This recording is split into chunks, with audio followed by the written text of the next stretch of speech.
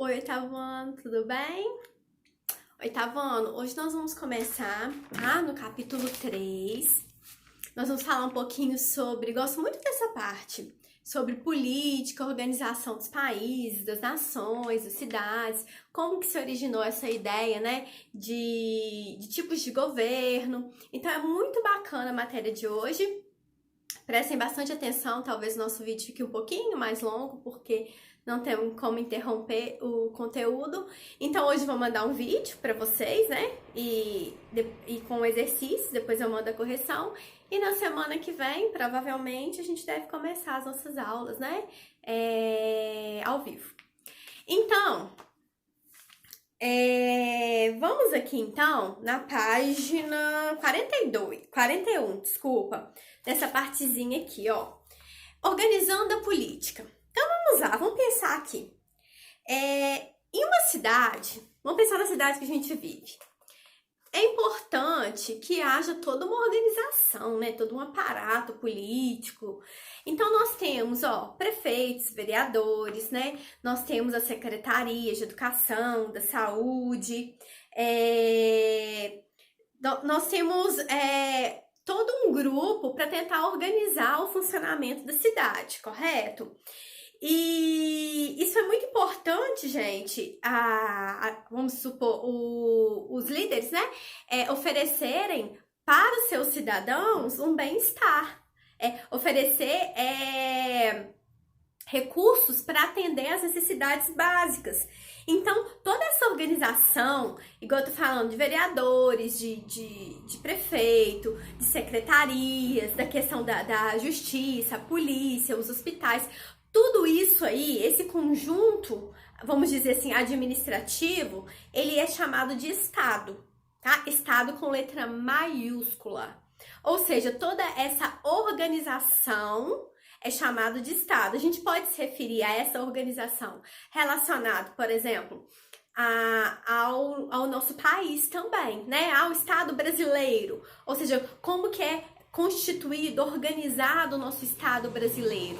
Então, gente, isso tudo aí, ele não surgiu de hoje. Nós vamos ver que lá na antiguidade, essa noção de organização política e de promover o bem-estar para as pessoas já era defendido por Aristóteles. Então, vamos lá na página 42.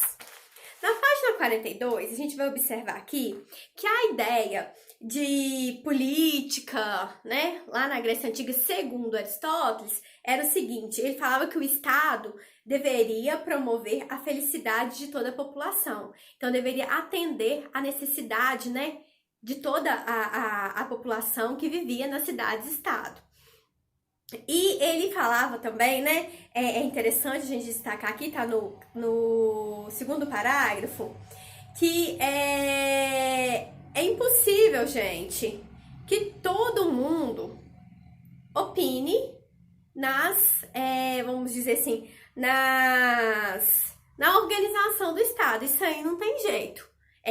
Cada um querer fazer do seu jeito. Isso aí não tem como. Mas uma coisa importante e que é possível, né, gente, e é obrigação de cada um de nós, é tomar conta e cuidar do nosso Estado, cuidar, né, das questões administrativas, né, que você vai lá, como se diz, pôr a mão, mas você vai escolher representantes para administrar a sociedade de uma forma que você acredita que vai ser boa. E cabe, gente, a cada cidadão fiscalizar isso também, tá bom? Então, gente, o que tá destacando aqui também? Que uma coisa muito interessante, que o Estado, ele deve levar em conta as necessidades e os desejos dos cidadãos, né? Nem sempre, gente, a gente vai ver aí na história da política, os nossos líderes, eles observavam, eles atendiam as necessidades, né, da população. A gente vai ver que alguns governos que nós tivemos no próprio Brasil, as pessoas não tinham essas necessidades atendidas, tá? Muitas vezes elas eram bem freadas.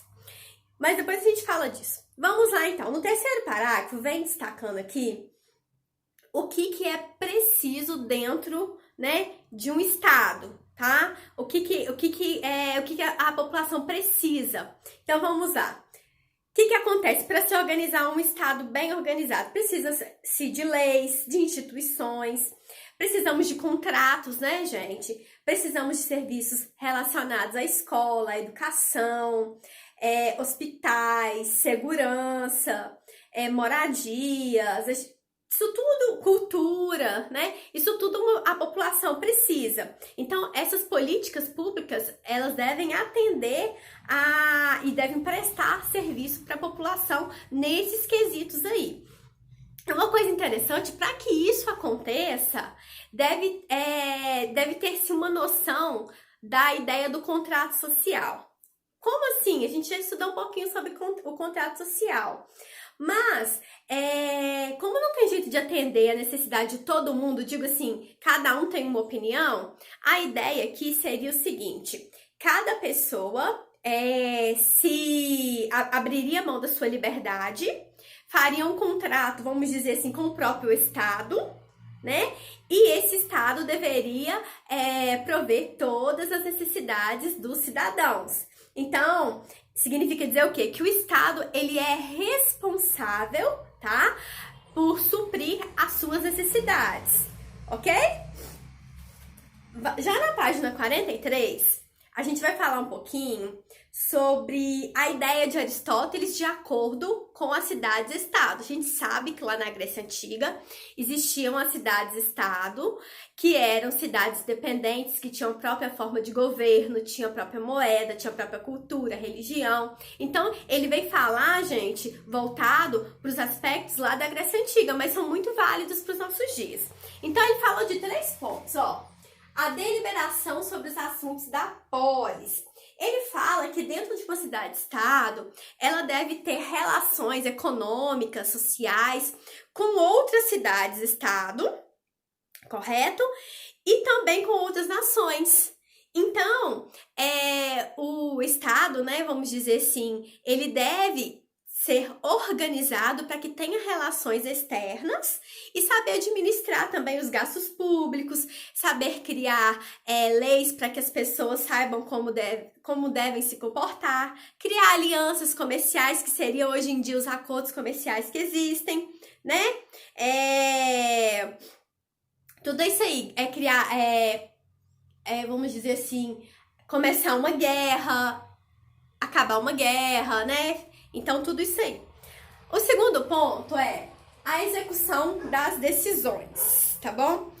Outra coisa importante dentro do contexto do Estado também é a criação, gente, por exemplo, de leis. As leis, elas podem ser, assim, perfeitas, serem as leis melhores que existem. Mas se elas não forem obedecidas, não adianta nada. Então, Aristóteles fala que dentro de uma cidade-estado devem existir pessoas para fiscalizar se aquelas leis estão sendo cumpridas, se aquela obra realmente está acontecendo. Então, ele fala da questão da execução, tá? Se aquilo está acontecendo de fato. E o terceiro ponto aqui, ó, a administração da justiça, ele fala que deve existir leis, como a gente deve, né? Deve ter um estatuto, algum tipo de lei tem que existir. Só que deve existir também punição. Porque se tiver só a lei bonitinha lá, mas não tiver a punição, não tiver a justiça, essa noção de justiça, de nada adianta. Então, se você for observar, já lá na antiguidade, Aristóteles falava de como administrar uma cidade-estado, né? Então, como que deveria acontecer? E uma coisa muito interessante, que Aristóteles tinha um senso de justiça muito grande. Ele falava que as leis, elas deveriam ser iguais para todos e a punição também. Não devia ter distinção de contexto... de contexto social, contexto econômico, não, era para todo mundo. E outra coisa que é destacada aqui também, ele fala, quanto maior a comunidade, vamos pensar, quanto maior a cidade, né, mais difícil é de administrar, porque mais pessoas, mais grupos irão opinar na administração.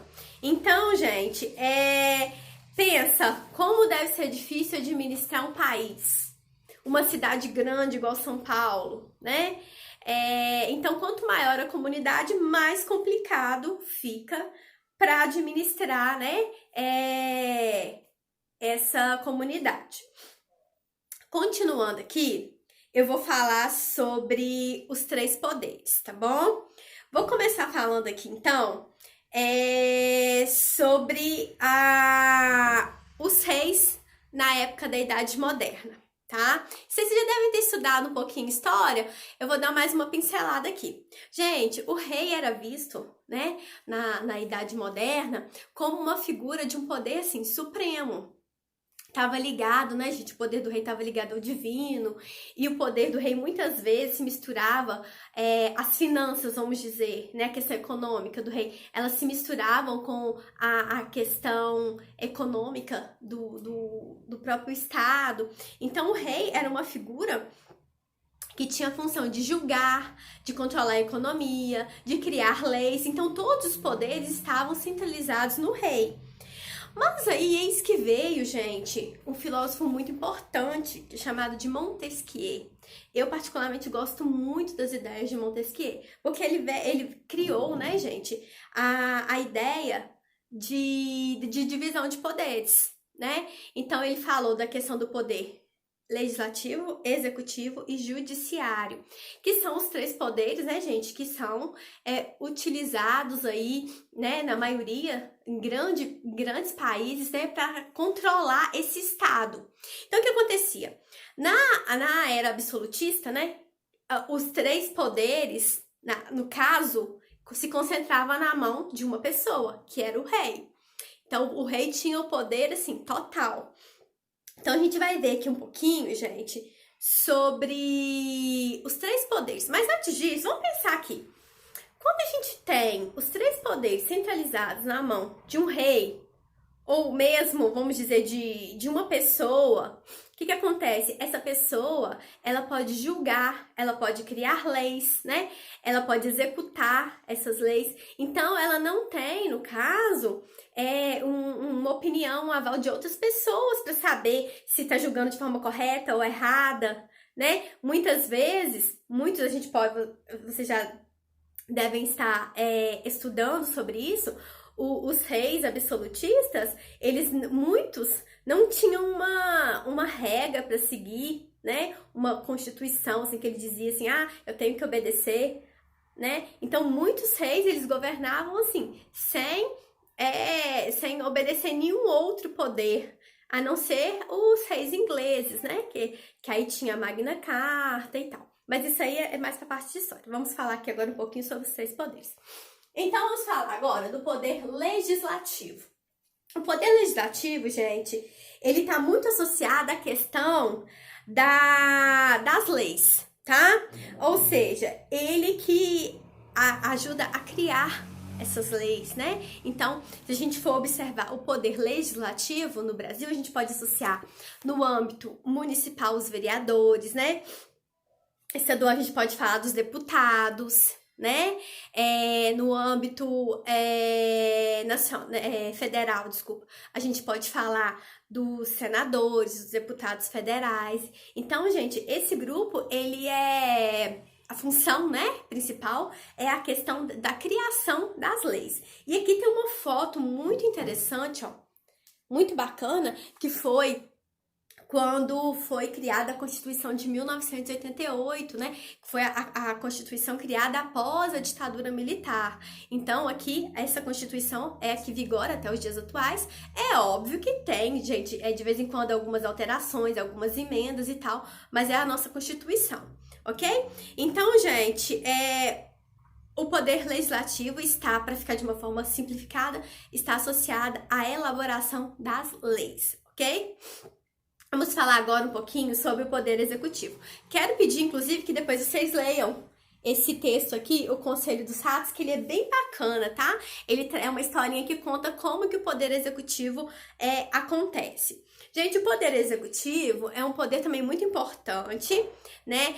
Geralmente ele é representado, por exemplo, pelos chefes de governo, né? Aqui no Brasil, ele é apresentado pelo nosso presidente, né, o Bolsonaro.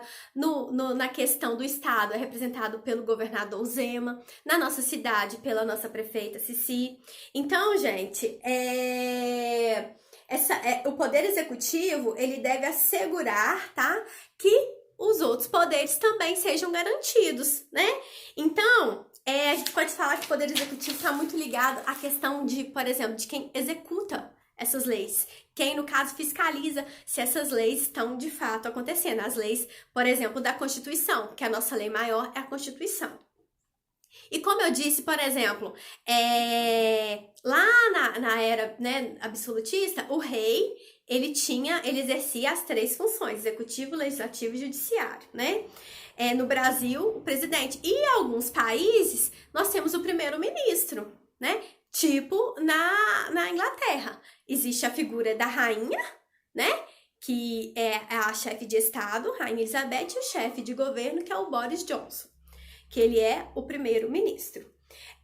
Continuando aqui, então, gente, na página 46, no caso, vamos dizer, o presidente, ele não governa sozinho, tá? Eu digo, ele não exerce o poder executivo sozinho, tem todo um aparato. Então, existem as secretarias, né? Nós temos também as leis, que elas são observadas, né? Se elas estão sendo executadas de fato. Então, existe todo um grupo para ajudar na coordenação. Por isso que é importante as secretarias da saúde, da educação, que todas as secretarias, elas auxiliam o poder executivo, né? Para ver se tá tudo andando direitinho. Assim como existem, né, os ministérios que auxiliam os ministros, né? Que auxiliam o presidente. Ok, gente? Aí aqui vem falando, né, de como quem são os principais representantes do poder executivo. No Brasil, o presidente, governador, prefeito. E vamos continuando aqui, então. O poder judiciário. Gente, o poder judiciário, ele é aquele que, vamos dizer, que julga, né? Então, tem quem cria, quem executa e quem julga. Então, ele é importante, gente, para que se cumpra a justiça de acordo com a Constituição. Vamos colocar a nossa Constituição de 1988, né? Então, a função do Poder Judiciário é julgar, né, por exemplo, se um crime ou se um acontecimento está sendo julgado de forma correta e de acordo com a lei maior do país, que é a Constituição. Então, gente, continuando aqui, só um minutinho. Deixa eu virar aqui na página 47, tá? Então, pra gente ir concluindo aqui, é muito importante para o Poder Judiciário saber interpretar tal situação, tal, vamos dizer, tal crime. Porque um juiz, gente, ele não pode agir destacando se aquele aspecto se aquele crime, por exemplo, se ele é moralmente aceitável. O fulano roubou porque estava com fome. O juiz, ele não pode julgar dessa maneira, ele tem que julgar de acordo com o que está escrito na lei. Porque a Constituição, ela existe para garantir os nossos direitos, né? Até os nossos direitos naturais, né? Que é o de comer, de beber, de vestir e tal. Então, a função do judiciário é exatamente essa, é garantir que a justiça seja igual e ela aconteça de acordo com o que está escrito ali na Constituição. Então, o juiz, ele não pode agir pensando se aquela atitude, coitado do fulano, né? Ele tem que agir de acordo com o que tá na lei, tá? Por mais que, às vezes, ele fale assim, mas aquele crime ali não foi tão feio, né? Não foi tão horroroso, mas ele tem que julgar de acordo com o que está na lei. Gente, continuando aqui, o poder moderador. Tem um trechinho aqui que fala sobre o poder moderador. Provavelmente já estudaram, né, que o poder moderador foi criado no governo do Pedro I, né, e continuou no governo do Pedro II. O Pedro I não aceitou a primeira Constituição que foi criada, né, a partir da independência do Brasil. Então, se criou uma segunda Constituição e nessa Constituição ele criou o poder moderador que dava poderes abrangentes para ele. Então, uma coisa muito interessante que o poder moderador, gente, ele privava o imperador de qualquer responsabilidade. E outra coisa também, que o poder moderador estava muito associava o imperador a um ser sagrado, inviolável, né? A um homem que não estava sujeito a nenhuma responsabilidade. Então, a palavra final era sempre do imperador, ou Pedro I ou Pedro II. Uma coisa interessante, gente, que traz aqui no nosso material é que esses poderes, aliás, que esse poder ele foi tão importante, principalmente no governo do Pedro II, que ele conseguia conciliar muito bem as várias visões políticas que existiam naquela época. Aí por isso que existiu o parlamento às avessas. Eu não vou entrar em detalhe, que vocês já devem ter estudado sobre isso.